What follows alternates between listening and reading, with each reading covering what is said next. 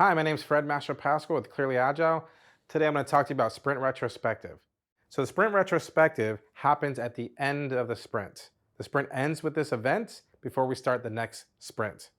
And it's up to 3 hours for a 1 month sprint. That's 45 minutes for every week of the sprint.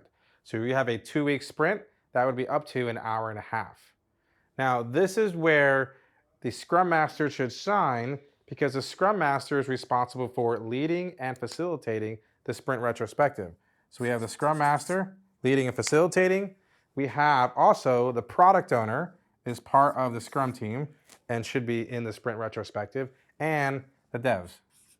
So the whole Scrum team is part of the sprint retrospective.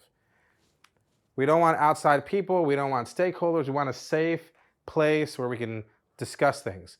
We should even think about having it somewhere, maybe outside the office, outside, at a different location, maybe not in the same room where we have sprint planning or we work with stakeholders, something a little bit different to make that safe space for discussion.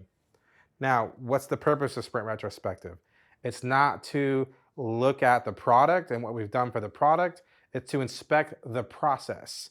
What can we do to improve the process? What's one thing we can come up with to improve that process?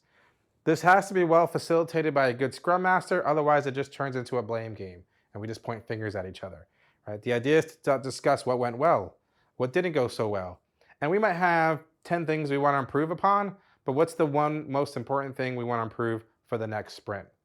Sprint retrospective will help increase our velocity, help increase our quality. We might decide to update something called the definition of done here if we need to.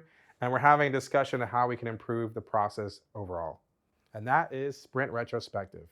My name is Fred Mastro-Pascual with Clearly Agile. Check out clearlyagile.com for other videos on the Scrum framework.